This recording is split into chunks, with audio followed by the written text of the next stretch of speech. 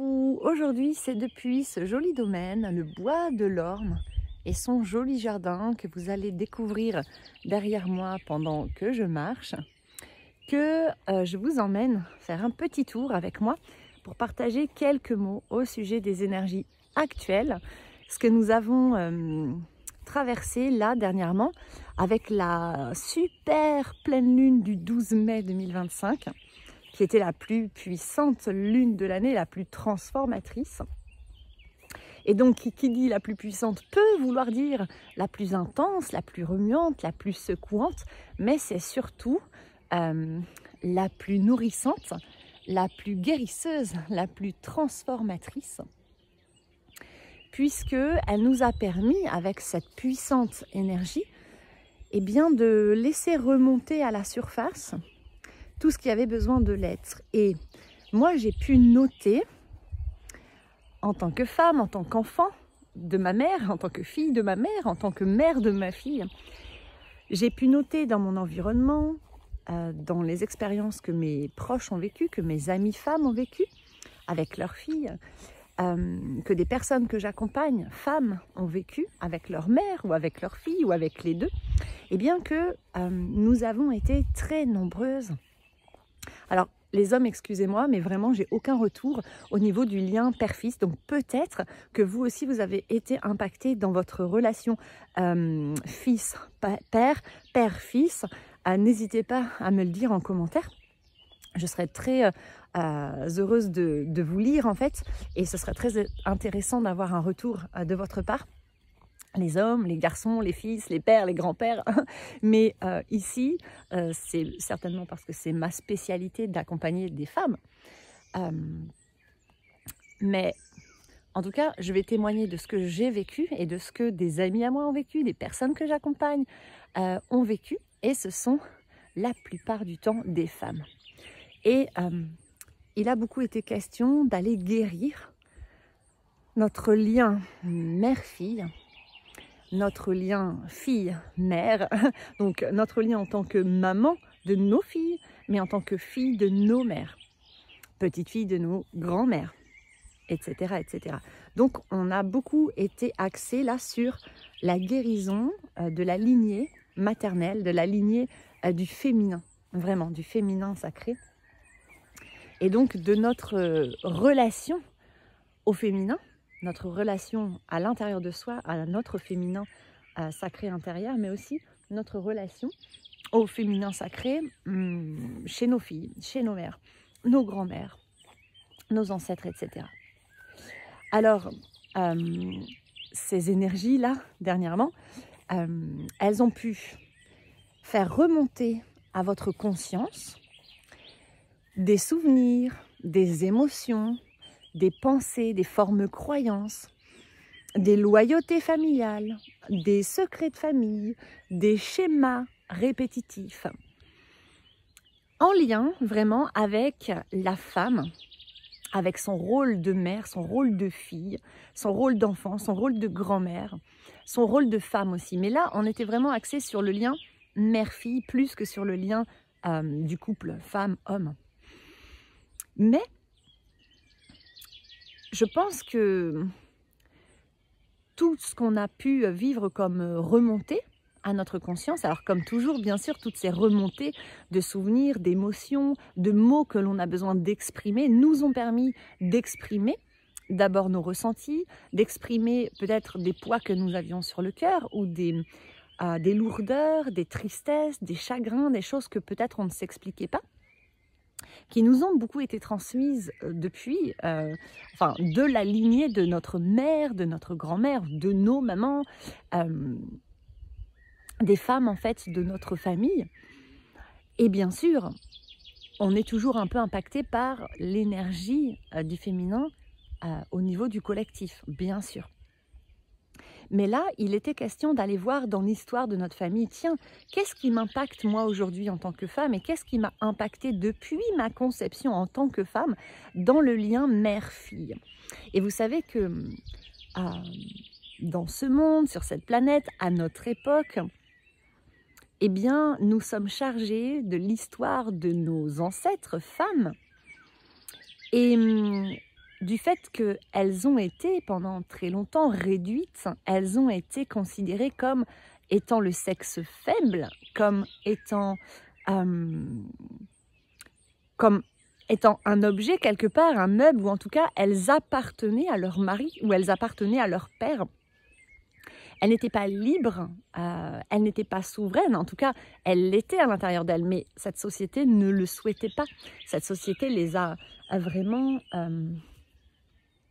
rangées au statut vraiment d'animal de compagnie, j'ai envie de dire, ou d'objet, de sexe faible. Donc les femmes, pendant très longtemps, elles ont vécu, et pendant très longtemps, jusqu'à il n'y a pas si longtemps que ça, on en est encore très fortement imprégné, elles ont vécu cette réalité malheureuse, mais bien réelle, pendant ces derniers siècles, voire ces derniers millénaires. Alors la plupart du temps, bien sûr, il y a eu quand même des femmes heureuses, il y a eu des femmes respectées, etc., bien sûr, mais c'est très peu par rapport à ce que la société a provoqué, a créé de dysfonctionnel.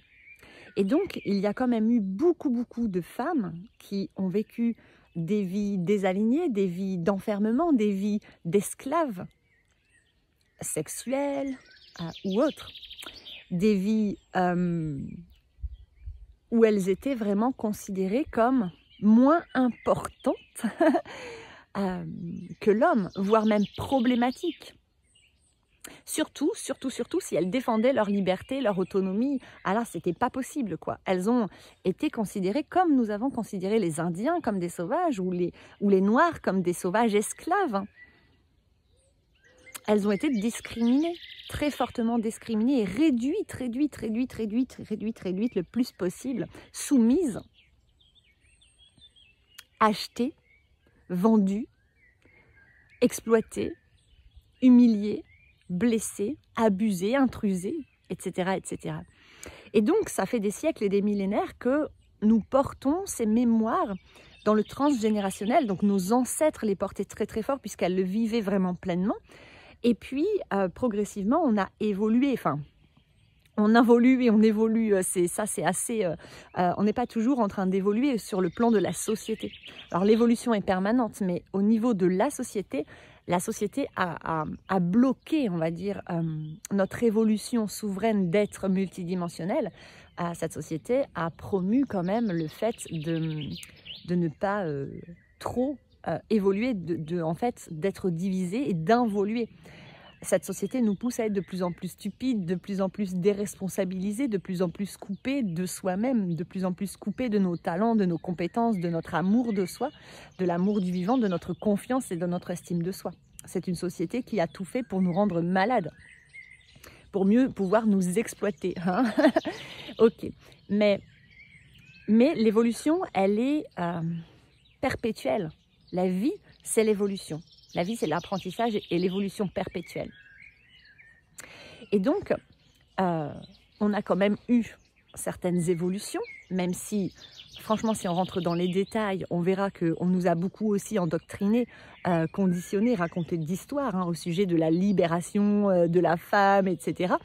Alors oui, dans les faits, il s'est passé ce qu'il s'est passé, mais tout ça a été quand même en grande partie manipulé dans les récits et même dans les faits, il y a eu beaucoup de manipulation en coulisses, de manipulation des masses pour créer des mouvements, pour qu'on ait l'impression de se libérer, de retrouver du pouvoir, de prendre notre place, de retrouver l'égalité, etc.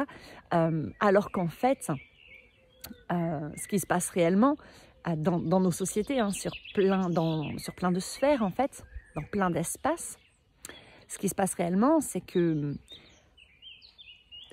les quelques personnes, que je dis quelques, mais c'est peut-être des centaines ou quelques milliers de personnes qui sont un peu au sommet de ce système pyramidal dans lequel on vit, ne soyons pas dans le déni. Aujourd'hui, je pense que de plus en plus de personnes sont éveillées à ça. Eh bien, il y a ces quelques personnes, donc les lobbies, les banques, les pouvoirs en haut qui ont voulu depuis toujours, qui sont issus de ces familles, on va dire, qui depuis des millénaires ont eu soif d'avoir le pouvoir sur les masses. se sont coupés de leur souveraineté pour vraiment avoir le pouvoir sur le monde. Ça, c'est très égotique, mais c'est ce qui s'est passé.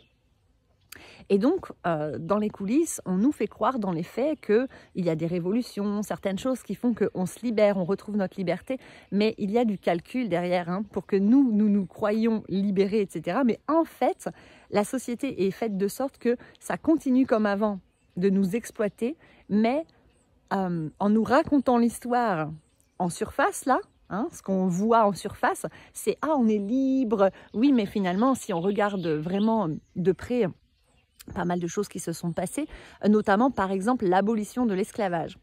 Moi, j'ai lu des textes comme ça de personnes spécialisées qui racontaient qu'on a cru abolir l'esclavage et gagner un combat et que les esclaves ont retrouvé leur liberté.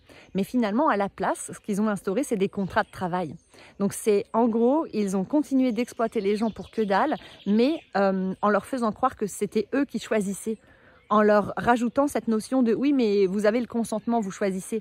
Mais en fait, vous n'avez pas trop le choix parce que soit vous travaillez pour nous et on continue de vous traiter comme on a envie de vous traiter, mais vous le faites par vous-même. Donc on vous donne l'illusion, l'impression qu'on ne vous force pas, mais en même temps, on vous met la pression parce qu'on vous demande des impôts, on vous demande des loyers, on vous demande des taxes. Donc, vous êtes obligé de venir bosser pour nous, pour finalement nous reverser cet argent que vous gagnez pour survivre. Bon, voilà, je vous dis ça dans les très très grandes lignes. C'est un sujet que j'aurai grand plaisir à développer avec vous. Mais voilà, donc ça c'est juste pour mettre... pour poser un petit peu le décor, de comprendre que la femme, donc dans tous les événements, les grands événements dans lesquels elle s'est révoltée, dans lesquels elle s'est libérée, il y a une partie qui est vraie, mais il y a une partie qui est déguisée. C'est-à-dire que, au final, si on regarde bien aujourd'hui, la femme est encore objectifiée, je ne sais plus lequel on dit, la femme est encore soumise dans bien des contrées de notre monde. Il y a quand même encore des pays où les jeunes filles sont mariées au mari choisi par leur père. Donc elles appartiennent encore à leur père, elles appartiennent encore aux hommes. Leur rôle n'est encore relayé qu'au rang de femme, mère, femme au foyer, mère et personne dépendante de son mari ou personne dépendante de son père. Pareil, vous regardez même dans des pays plus développés comme nous en France, on le sait que la femme, par exemple dans la sphère professionnelle, on va dire, la femme est moins bien payée que l'homme. La femme va être moins considérée que l'homme. Et du coup, tout ça a poussé la femme à devenir un homme. Tout ça a poussé la femme à s'éloigner de sa nature de femme, de sa nature de mère, de sa nature de fille, de sa nature de l'énergie du féminin sacré qu'elle est pourtant venue rayonner en choisissant de s'incarner dans ce corps de femme. La femme, elle est là pour recevoir. Hein, son corps est un corps qui reçoit. La femme est là pour recevoir. La femme est là pour représenter l'énergie yin du féminin sacré qui est la réceptivité, qui est l'immobilité, qui est le repos, qui est l'introspection, qui est la créativité à l'intérieur de soi, quand ça naît en soi, avant de l'exprimer. La femme, elle est porteuse de la vie. C'est elle qui porte la vie, le petit être, dans son ventre, pendant 9 mois. Et c'est pas rien, c'est quelque chose d'extraordinaire, mais c'est quelque chose de très perturbant aussi pour l'être humain qu'elle est. Puisque pendant 9 mois, elle va vivre en cohabitation dans son propre corps, dans tous ses corps subtils, avec une autre âme. Elles vont partager cet espace, l'espace de l'être, à 2 âmes ou plus quand il y a des jumeaux, ou des triplés, etc. Donc la femme, elle est faite pour accueillir la vie, pour porter la vie en elle. Et donc elle est faite aussi pour porter et accueillir la vie de certains projets. Elle est faite pour accueillir, avec son intuition, d'accueillir, de recevoir, de percevoir les choses. Elle est faite pour écouter, elle est faite pour être douce, calme, patiente, etc. Alors je parle dans l'énergie du féminin sacré, bien sûr. Attention aux dogmes qui nous poussent à croire qu'une femme doit être douce, doit être patiente, doit être tout ça, que si on ne l'est pas, c'est pas bien, et que ça fait de nous une mauvaise mère, une mauvaise femme, une mauvaise fille. Attention, hein, je ne dis pas ça. Gardez votre bon discernement. Ici, j'essaye juste de parler de cette énergie du féminin sacré qui fait que nous, en tant que femmes incarnées dans ces corps de femmes, on est venu rayonner en majorité, puisque nous sommes tous composés de yin et de yang, donc de féminin et de masculin sacré, mais nous sommes venus rayonner l'énergie du yin, donc du féminin sacré. Donc, nous sommes censés, quand on est équilibré, être assez patiente, avoir une forme de douceur dans nos vies, dans notre vie intérieure, dans notre vie extérieure. On est censé être indulgente, être accueillante, on est censé savoir recevoir, on est censé vraiment aussi distribuer de l'amour, mais d'une façon douce. On est censé donc accueillir les enfants, donc nos fils, nos filles, tels qu'ils sont, et les accompagner à devenir des adultes autonomes et confiants, épanouis et équilibrés. Et ce n'est pas toujours ce qu'on arrive à faire, puisque nous avons été éduqués à rentrer dans un moule. Nous avons été éduqués à nous conformer à une vision commune, collective, sociétale surtout. Donc, ici, les énergies actuelles nous demandent de mettre de la compréhension sur tout ça, de mettre de la compréhension sur « Ok, pourquoi est-ce que j'ai peut-être du mal, moi, à ressentir ma féminité, à me sentir maternelle? Pourquoi est-ce que ma mère a eu du mal à être une mère pour moi? Pourquoi est-ce que dans mon éducation, j'ai été poussée à me couper de ma féminité et de mon énergie yin, féminin sacré, pour plutôt développer l'énergie yang du masculin sacré? Pourquoi est-ce que je me sens obligée depuis toujours d'être une femme forte, d'être comme un homme, d'être indépendante? Pourquoi est-ce que, au contraire, je me sens illégitime, ou que j'ai l'impression que je ne peux pas vivre sans un homme dans ma vie? Pourquoi est-ce que j'ai besoin de la sécurité du père? Pourquoi est-ce que je cherche peut-être encore un père auprès de mes compagnons de vie, de mes amoureux? Pourquoi est-ce que j'ai du mal à accompagner ma fille à devenir une femme, la femme qu'elle est censée devenir? Pourquoi est-ce qu'il y a finalement tous ces nœuds, tous ces blocages, tous ces ressentis négatifs pesant à l'intérieur de nous, en lien avec notre féminité, en lien avec notre rôle de maman ou notre rôle de fille de nos mères, d'enfants de nos mères? Donc tout ça a pu être mis en lumière dernièrement, surtout avec cette pleine lune là du 12 mai, qui a été très puissante, et les énergies sont encore présentes. Donc vous avez pu peut-être avoir des discussions avec vos filles, des discussions avec vos mères. Peut-être que vous avez pu vous reconnecter à votre vie intra-utérine, ou à la grossesse que vous avez vécue en portant votre fille.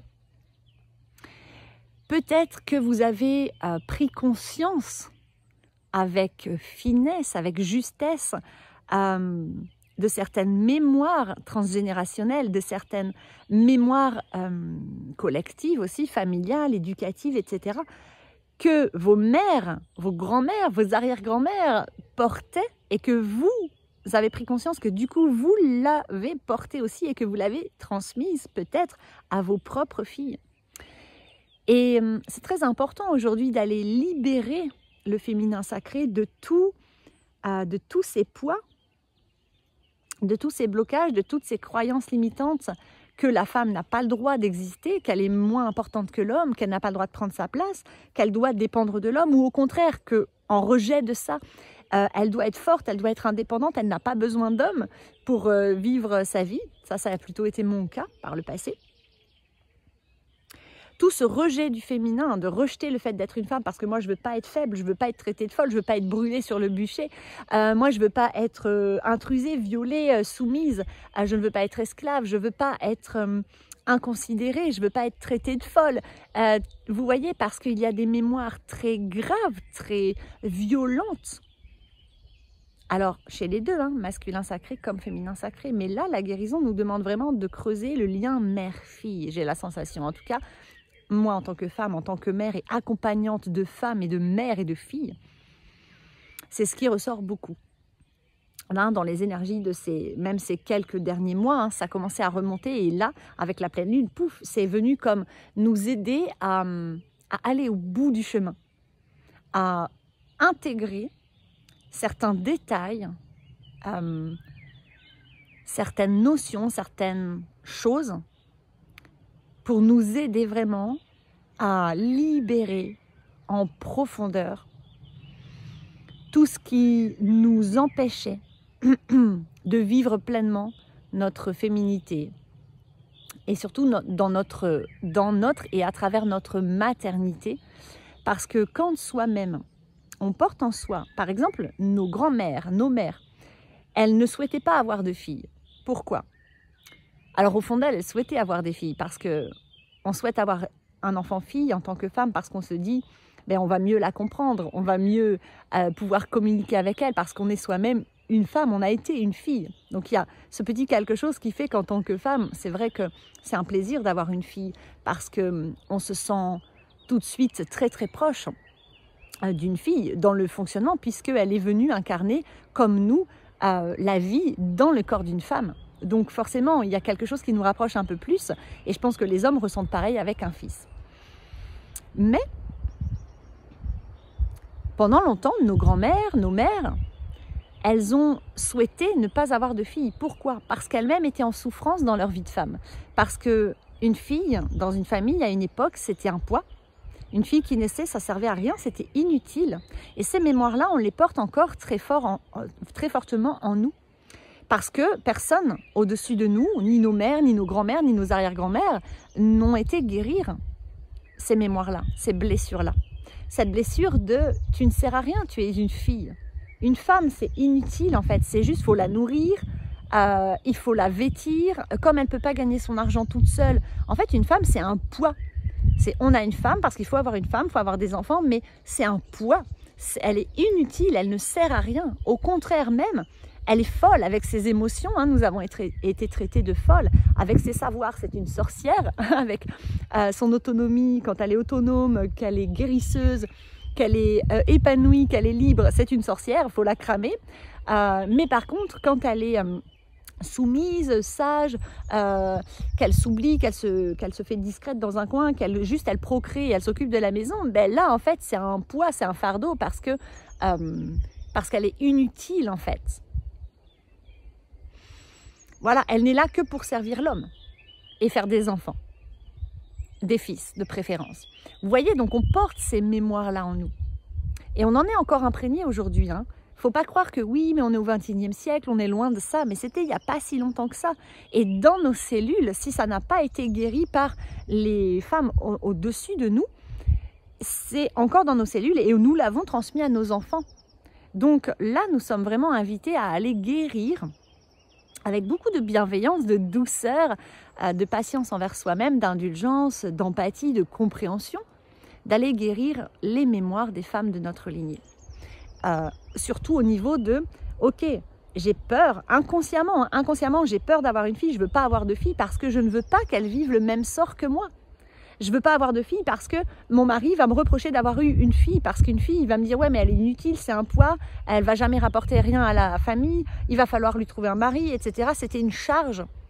Donc, en tant que femme, beaucoup de femmes ont souffert d'avoir des filles parce qu'elles ont eu peur pour leurs filles, parce que ça leur a créé beaucoup de soucis, parce que elles savaient que leurs filles, elles appartenaient à leur père et qu'en fonction du père, hein, ça pouvait être des pères bienveillants, mais ça pouvait être des pères pas très bienveillants aussi.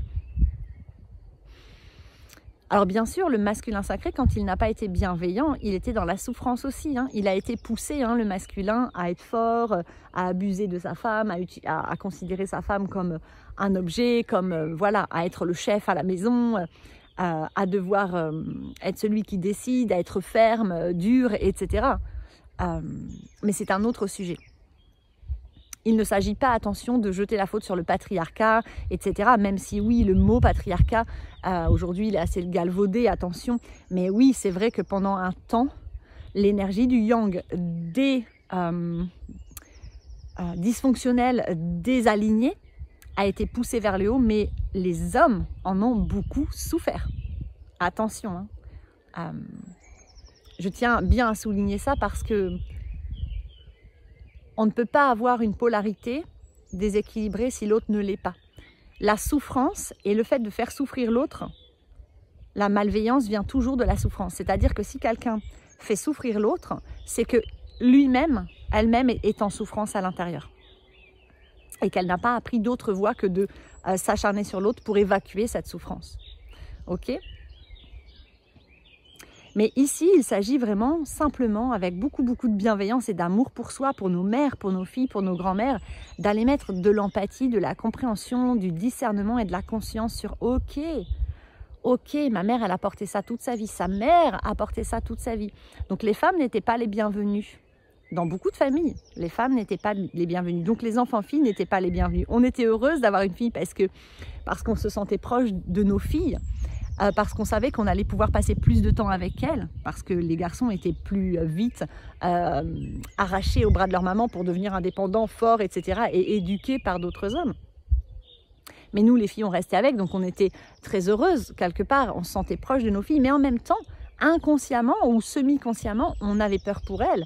Et on avait quand même tendance à les éduquer de sorte que, alors soit elles étaient éduquées pour être soumises, c'est ton rôle de femme, c'est d'obéir, c'est de te marier avec le mari que ton père choisira, c'est d'obéir à ton père, c'est de te soumettre. Non, tu n'as pas le droit d'étudier, non, tu n'as pas le droit d'être autonome, non, tu n'as pas le droit d'être guérisseuse, non, tu n'as pas le droit de vivre pleinement ta vie. Tu es là pour servir l'homme. Donc ça a été horrible pour beaucoup de femmes, d'enfants, de filles, d'enfants, d'adolescentes et de femmes. Soit ça créait des femmes totalement soumises parce qu'elles avaient trouvé cette stratégie pour survivre d'obéir. Donc elles devenaient très obéissantes, très loyales, ok. Ou soit, à l'inverse, eh bien elles se rebellaient. Elles se rebellaient et alors là, elles pouvaient, en se rebellant, à vivre très mal la chose, puisque l'homme avait le pouvoir sur elle. Et donc, pas mal de femmes ont été internées de force dans des hôpitaux psychiatriques, ont vécu des tortures, des violences, ont été traitées comme de la viande là-bas, comme des objets. Ça a été horrible. Ou alors, ben voilà, les femmes qui se rebellaient trop ont été brûlées sur le bûcher, ont vécu des tortures. Voilà. Donc, il y a toutes ces mémoires qui sont là, qui ont traumatisé de très nombreuses femmes sur Terre et qui, du coup, nourrissent des peurs dans l'inconscient collectif, mais surtout dans l'inconscient familial, hein, à notre niveau d'individu, et que nous portons en nous parce qu'elles nous ont été transmises et que nous avons souvent transmis à nos filles.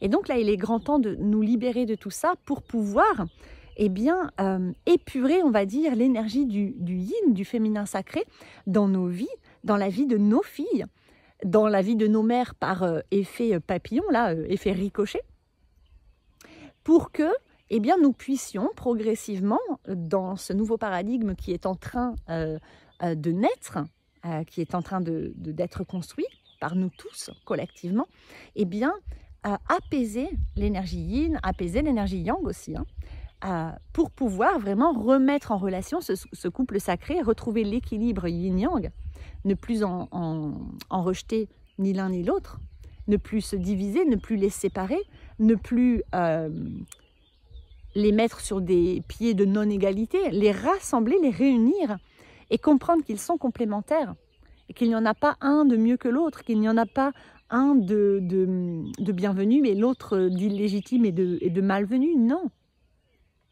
Donc retrouver sa légitimité en tant que fille, en tant que mère, en tant que femme,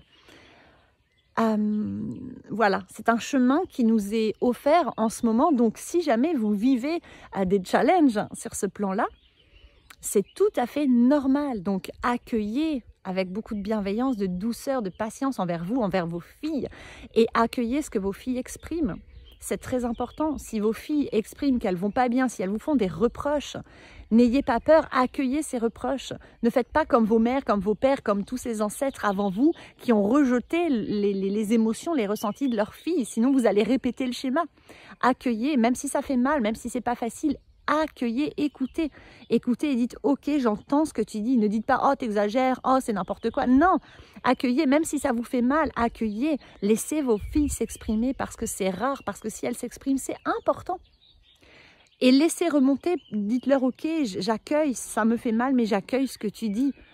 Même si ça n'a jamais été notre volonté de blesser nos filles, ça n'a jamais été la volonté de nos mères de nous blesser, ni même de nos pères. Leur volonté, c'était de nous protéger. Leur volonté, c'était qu'on soit heureuse. Mais c'est pas parce qu'on a la volonté de quelque chose que c'est ce qui va se passer dans la vie de nos enfants.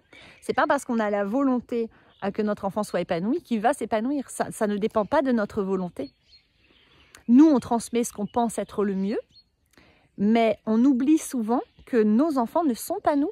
Ils sont uniques, ils ont des besoins qui diffèrent des nôtres, ils ont des émotions, une sensibilité, etc. qui est unique, qui diffère de la nôtre. Ils ont une vision du monde qui diffère de la nôtre, ou pas, mais bien souvent. Et souvent, nous oublions de les accompagner en ayant conscience que ce sont des êtres uniques et qu'ils ne nous ressemblent pas forcément.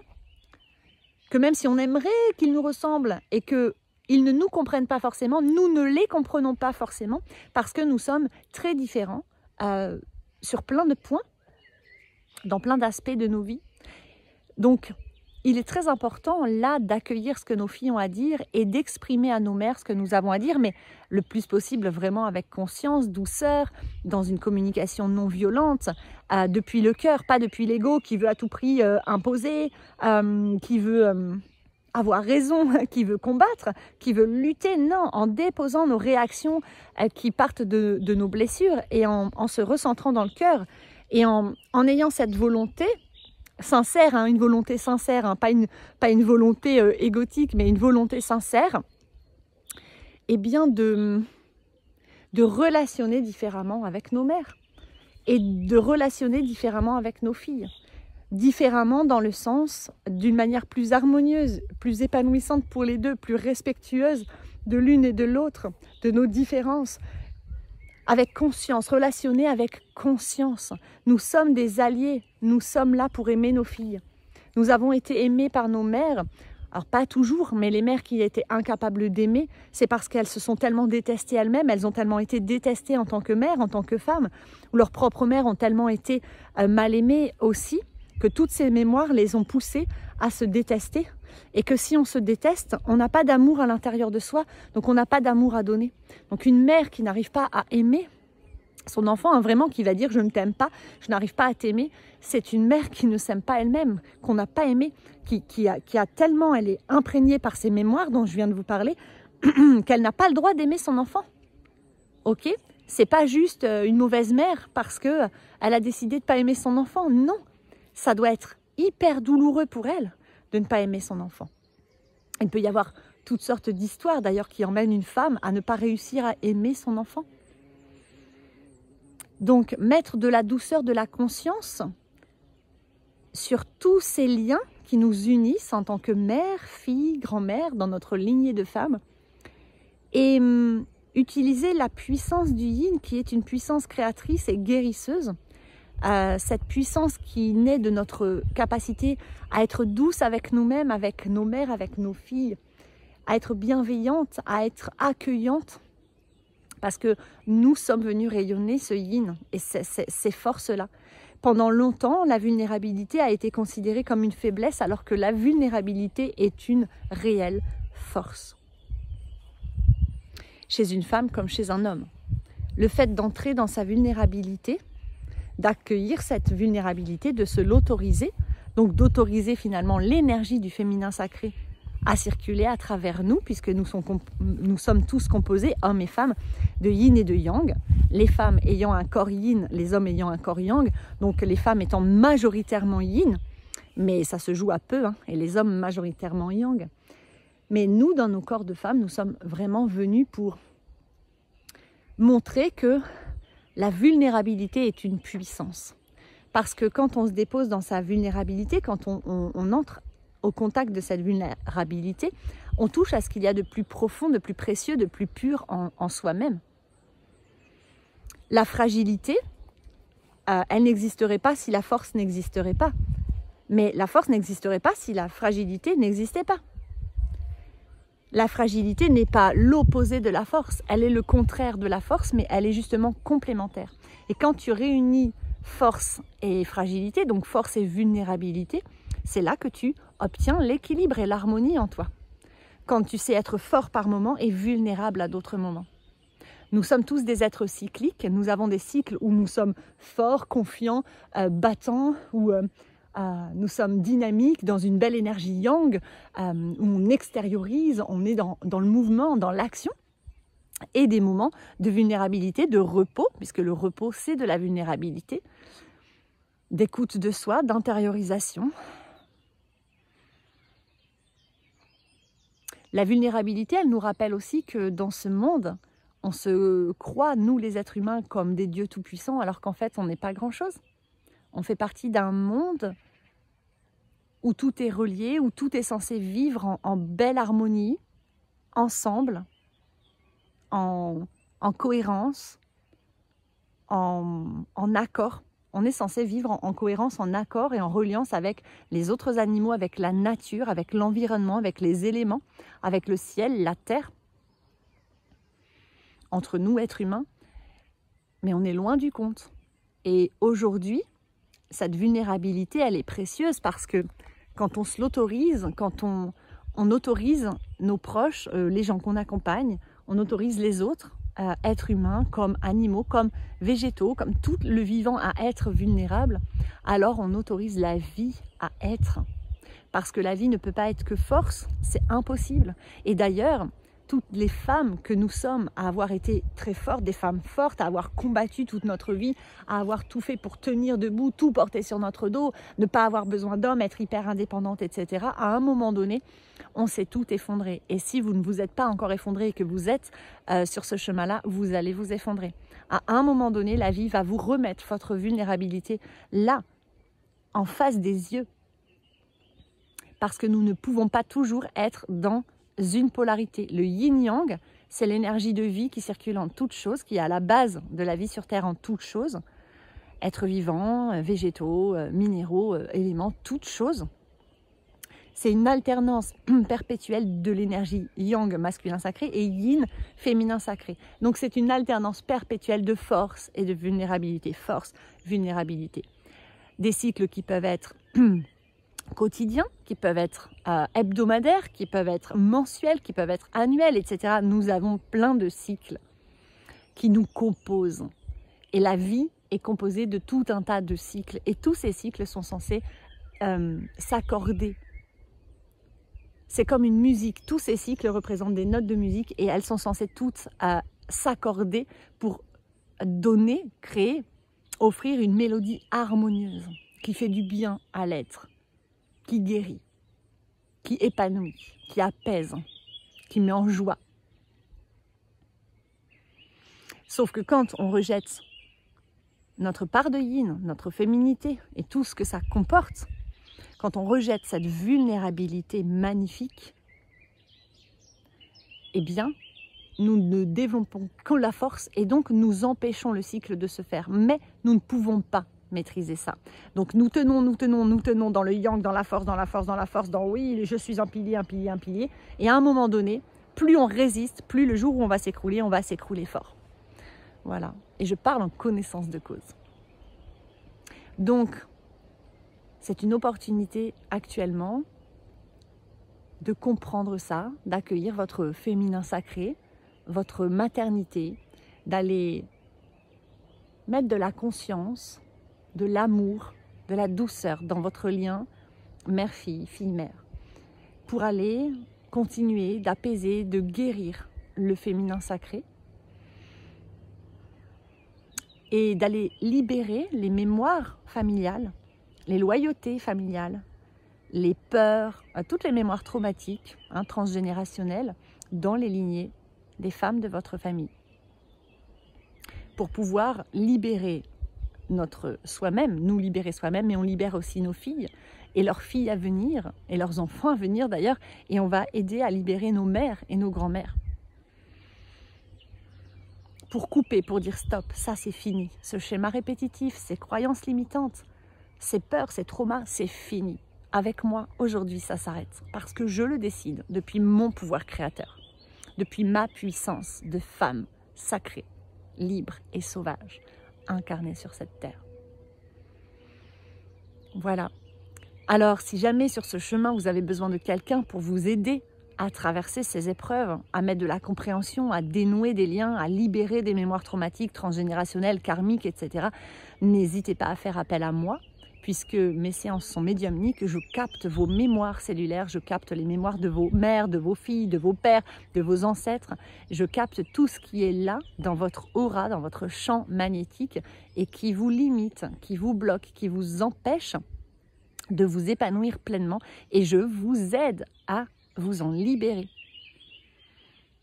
à déprogrammer les croyances limitantes, à accueillir vos émotions enfouies, à sortir du déni, mais aussi à faire tomber les masques et à vraiment couper les schémas répétitifs et autres loyautés familiales qui vous empêchent aujourd'hui de vous épanouir pleinement. Donc n'hésitez pas, vous pouvez faire appel à moi, tous les liens sont en dessous de cette vidéo.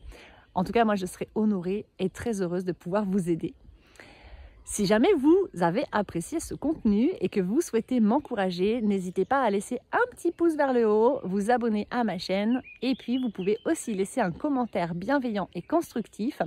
Ça me fera grand plaisir de vous lire et de vous répondre. À bientôt. Bye bye.